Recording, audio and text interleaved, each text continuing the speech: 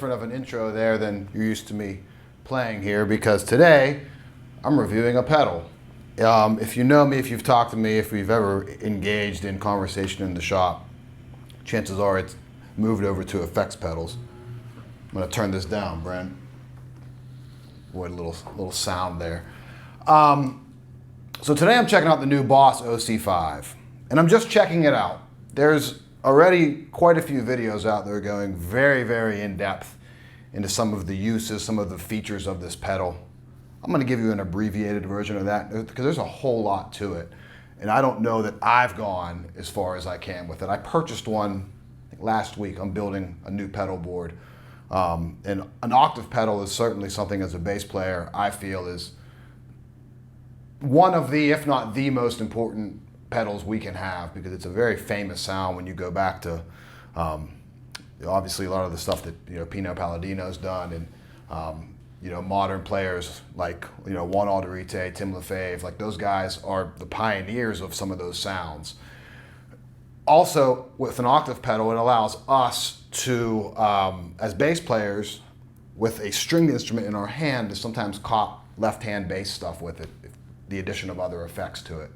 And I'm not going to get too far into that either, but if you take an octave pedal, octave down or 2 octaves down, any combination of octaves that you like, you throw some overdrive, sometimes before it, sometimes after it, some modulation after that, chorus, flange. We really start getting into kind of left-hand bass territory, but that's kind of a whole nother topic. This is more just about a few sounds that I found with this new pedal, the Boss OC-5, that I like. Maybe 4 or 5 of them. So when I was playing in the intro there, obviously I had a kind of a loop playing in the background, and I was using the octave up feature on this pedal, which I love. For years and years I've been exploring what a bass can do with octave up. I've used the EHX Pog, I used the Pitchfork. This is another great addition to my pedal board that I can throw on to get an octave up sound. It's only 1 octave up though, unlike others that go 2 octaves up, which often with bass can get a little bit brash and brittle.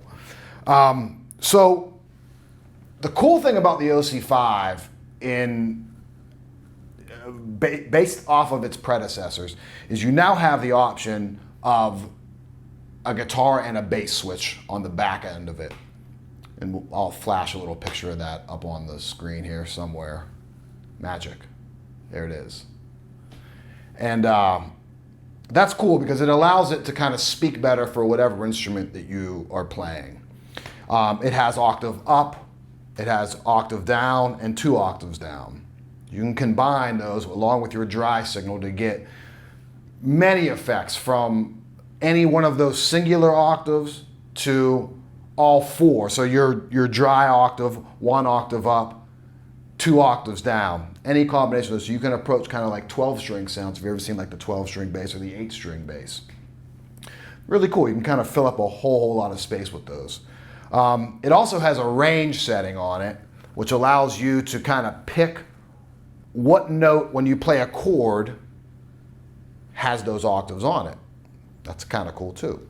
It also has the vintage mode and a poly mode. So vintage mode creates a lot of the sounds that you're familiar with like the OC2, the legendary OC2. I think I own 6 or 7 of those things from different eras. If I see a used one, I just buy it, because you can never have too many of them. I just love those pedals. And then it has a poly mode, so if we're playing chordal stuff like I was doing in the intro, it's going to track that stuff really well. The one thing that I noticed right away, vintage mode or poly mode tracking on this thing is very, very good. Lower notes, even on the bass, were coming through clean. I generally stick around above the 12th fret, and you kind of get those octave sounds up there. So I'm going to give you just a couple examples of a few sounds. I'm going to flash some graphics on the screen so you know exactly what the settings I have. Again, this is by no means a comprehensive video on the OC-5. That would take long, and I'm long-winded as it gets. So I mean, that could go on for hours and hours for sure. So I'm just going to kind of run through a couple different tones and show you just a tip of the iceberg what this pedal can do. So yeah, check it out.